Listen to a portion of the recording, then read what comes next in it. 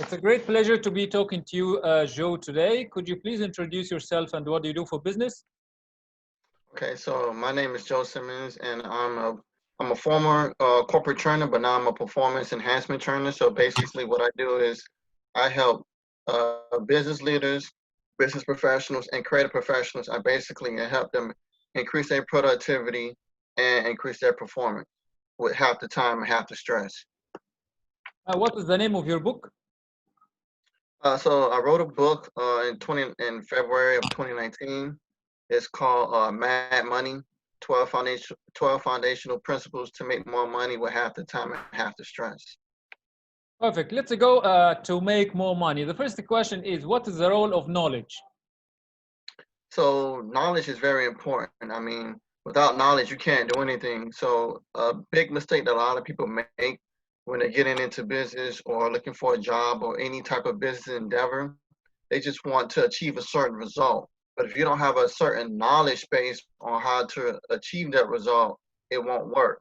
So you're want to having a lot of frustration, and you're wondering like, why is this not working? And it's because you don't have the adequate knowledge in order to achieve that result that you seek. Does this mean like a person needs to enroll in certain courses, in this certain studies to be able to have that knowledge? No, not necessarily. I mean, knowledge is usually attained by one of three ways. Usually it's trial and error. Usually you find a mentor, a coach, or somebody who has more experience than you, or you could just go out and research it yourself.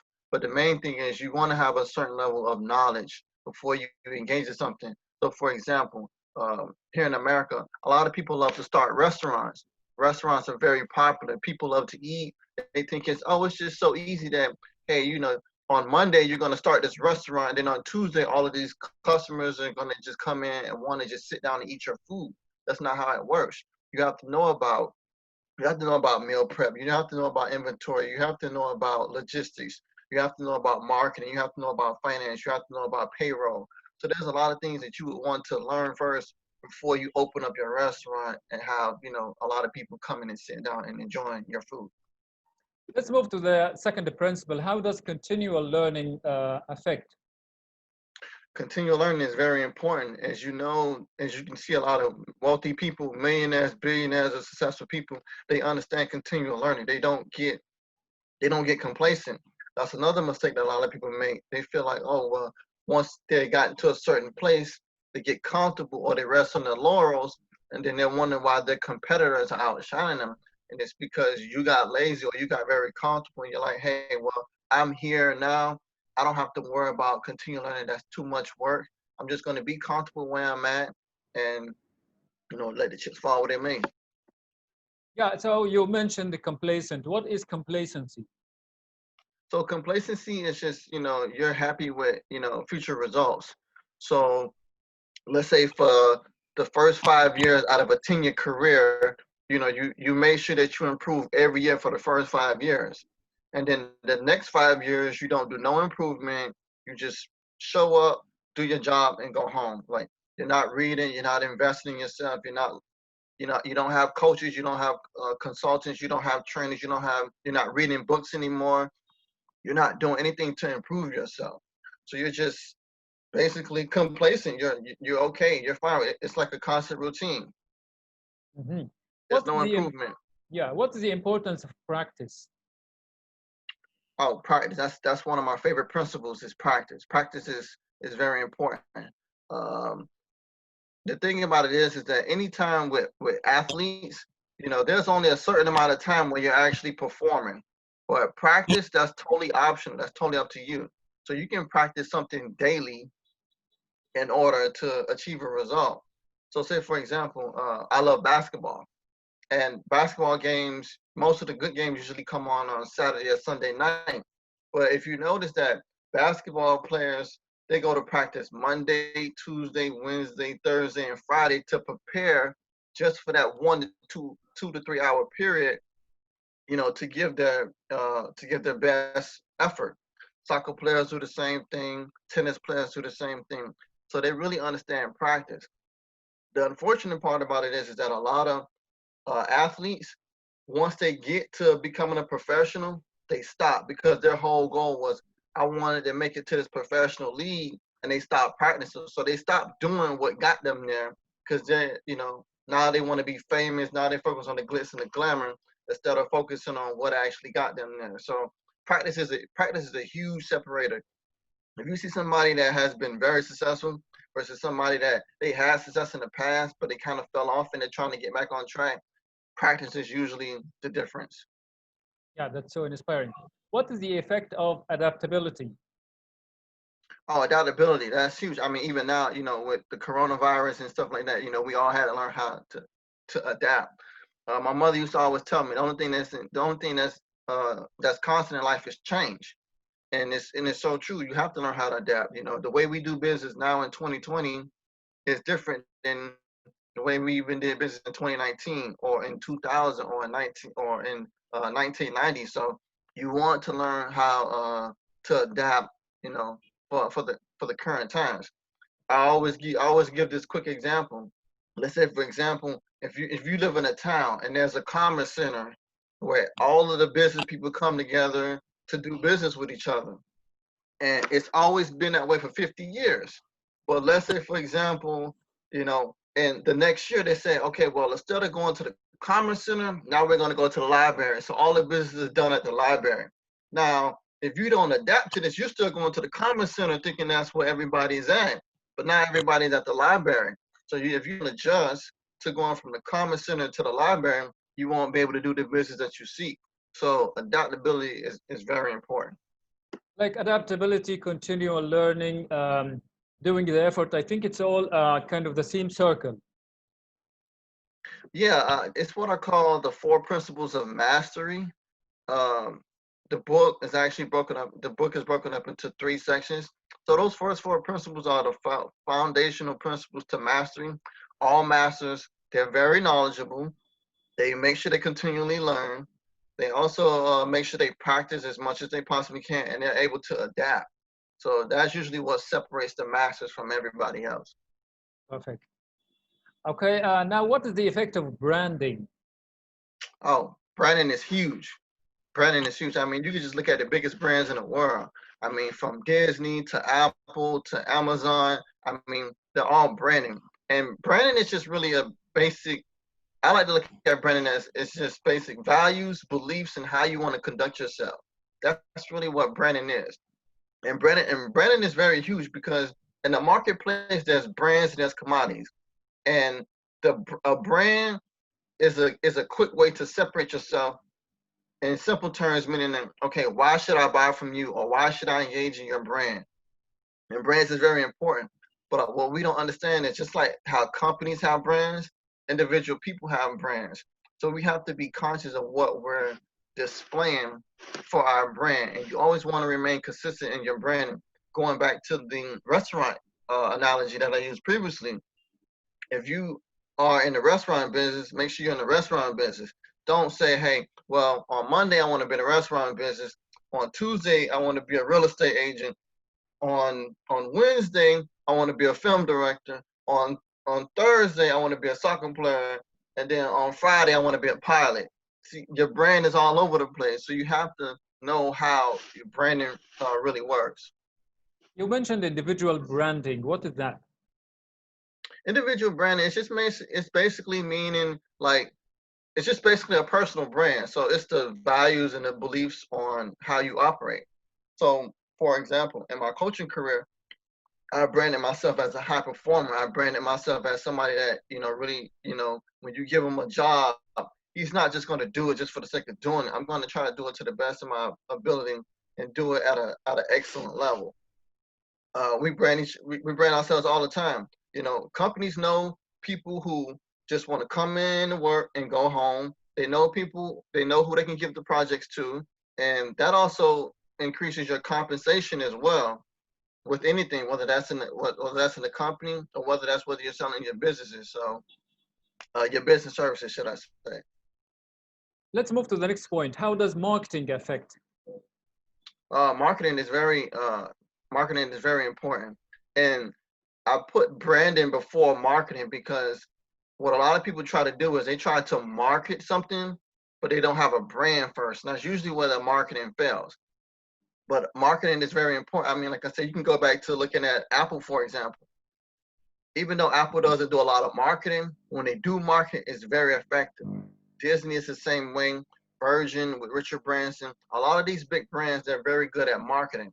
And the marketing, it's just basically, what do you want to communicate to your audience? What do you want them to know about your brand, or how can you add value, to your audience or to your customer base? Okay. What is networking? So networking is also very important. Networking is basically the collaboration between two or more parties. So going back to branding, all of the biggest companies in the world, they all network with each other in some way or some fashion. So I use a computer, for example. So for a computer, you have one company that does the hardware, you have one company that does the software, you have one company that does the actual hardware design, you have another company that makes sure, all of the core that may produce the cores. You may have another company that does the processor. So all of these companies come together and work together in collaboration to produce what we know as the computer. So networking is very important. It's just basically partners that are working together. So getting back to an example, going back to the restaurant example, let's say for example I'm the restaurant owner, and you're the person that provides the ice that I put in my drinks. So me and you network, me and you, we network with each other, so that so when you give me the ice, I'm able to give nice cold drinks to my clients. They like that, they come back. So when they come back, now me and you can continue to build this relationship. So the customer gets what they want. I continue to make money, and then you also to continue to make money because I continue to order more ice from you. So it becomes a great partnership. Yeah. Let's let's move to the next point. What is the role of advertising? So advertising is very important, and you usually want to do this at the end. So getting back to branding, your marketing, your networking, and advertising is very important, but it should be done on a huge scale. You should have your brand in place first, then you should do the marketing, then you should do the networking, and then you can advertise. The problem is that a lot of people, they just want to get straight to advertising, and then when they advertise, they want to know why the advertisement doesn't work. Well, first of all, you don't have a brand. Nobody knows who you are. You don't have a proven track record. So when you do put out your advertising, they're wondering like, okay, who is this guy? Who is this woman? What does she do? Like, I've never seen anything from her. This is my first time seeing her. So it's hard for them to trust you. And as we all know, people like to do business with who they know, like, and trust. So advertising should be the last thing that you do. And like I said, it's a big mistake that a lot of people get wrong, and it's because they don't have the branding, the marketing, and the networking in place. Last thing I would say on that is that actually, when you have a great network, your network advertises for you, so that keeps your advertising costs down. Yeah. What is focus? Focus is huge as well. A lot of people love to do so many different things, and they get caught up in distraction. So focus is the ability to be able to focus on a certain task and to get it done instead of having your attention in so many different areas. If you notice that the great companies in the world, they usually always started with one thing first. They got good at that, and then they expanded. Walmart, for example, when Sam Walton created Walmart, he didn't try to be everything to everybody. Now, yeah, the Walmart that you know and love, you go now, you can get electronics, you can get food, you can get all this stuff. But Sam Walton started with a small discount store, and he had a certain select of products that he sold to his audience. He didn't try to do everything. Once he mastered that first, then he said, okay, well, let me try selling this. That worked. Let me try selling that. That worked. Amazon. Jeff Bezos is the richest person in the world with Amazon. Amazon started with books. That's how Amazon started. Now, everybody, like I said, everybody looks at everything that Amazon does today, but Amazon started with books. So my recommendation for focus is start on one thing, master that, build a brand, and then you can do other things after that. Yeah, very inspiring. What is the role of teamwork? Teamwork, nothing happens in life without teamwork. I mean, you can just look at your body, for example. Your neck, your head, your arms, your legs, your feet, everything, your stomach, your waist, everything works in unison.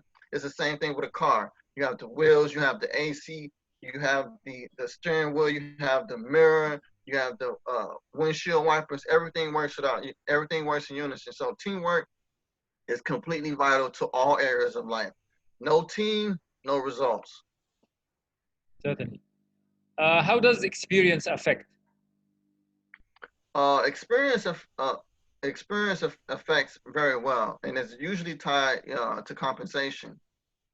So this goes back to also confidence as well, and also competence. So when your confidence is high, your competence, your skill of doing something goes up, and your compensation goes up. So we'll use sports for example. If you notice that the athletes that usually makes the most money, those are ones that are usually the most experienced. So if you're a entry level, let's say I'll use soccer for example. So if this is your first year in the soccer league, you're not going to make as much money as somebody that's been a 10 or 15 or 20-year veteran, because they've proven themselves that they can handle those game time situations. Hence the reason why they're making the most money.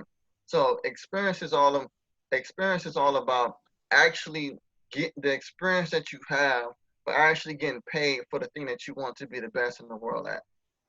Perfect. The 12 is principle is what are results and how do they affect? So to tie everything together, so at the end of the day, everything is based on results. It's based on a metric, and results are very crucial when it comes to just anything in life. And when you put the previous 11 steps in order, it makes it easier to get the result done. Not only that, when it comes to results, when I mention the results, I mean that being able to achieve a result no matter the situation. So if you don't have the resources, you figure out a way to be resourceful. If you got a tight deadline, you figure out a way how to still get it done. So results all about doing the best that you can to produce the result that you intended to with the limited amount of resources. Basically, not trying to use an excuse. Well, say, oh well, I didn't have this resource, or I woke up late, or I only have 2 hours to do this. How am I going to get it done? And most things, 90% of things can be done, and it's within your control. But you can either execute or you can make excuses, but you can't do both. Very interesting. Let's move to another area. What are the 4 pillars of leadership? Okay, so I have a term what I call operational leadership, and there's 4 pillars. And this is something, and it's also based on a future book that I'm planning on writing, in which it's basically, if you look at Silicon Valley, which is one of the top business centers in the world, they all have 4 things in common. Number 1 is culture management. Number 2 is training and development. Number 3 is strategy, and number 4 is a collaborative execution. So I'll go through those really quick. First of all, culture. It's just basically a bunch of beliefs on how we as a collective, as a team, choose to operate. If you have a great culture, it's usually good you'll have a higher retention rate. That's why people that get into Google, they don't try to leave. They become what we call lifers, meaning that they plan on spending the rest of their life at Google because Google has such a great culture and it's so enticing that you want to be a part of it.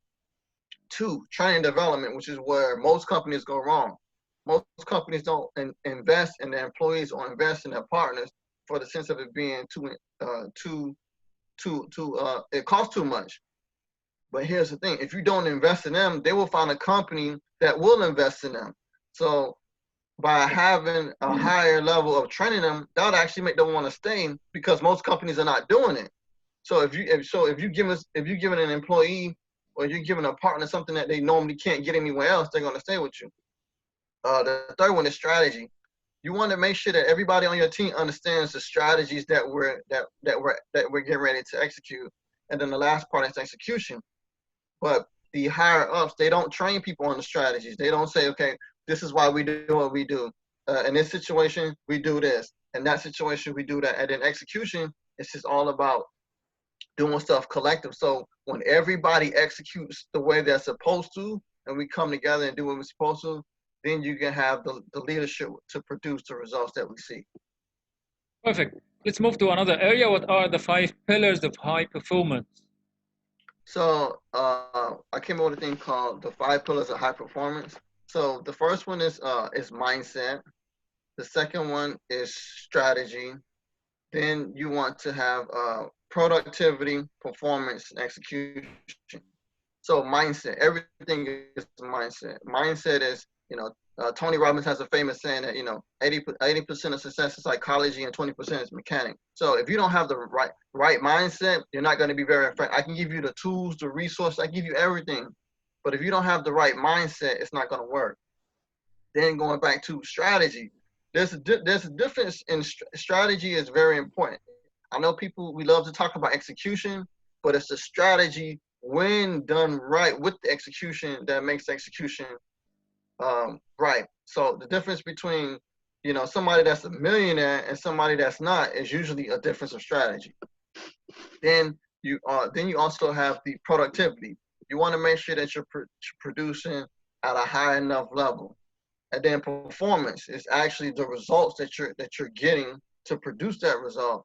And then the last part, execution or excellent execution, is basically maximizing that experience and doing it to the best of your ability, so that now you have people saying, wow, like, that you have people, they're shocked, they're like, how did he actually do that, or how did she do that? So excellent execution, or executing at an excellent level will leave people wanting to come back and do more business with you. Yeah, it has been a great pleasure talking to you, Joe. You're really informative and helpful. Thank you so much.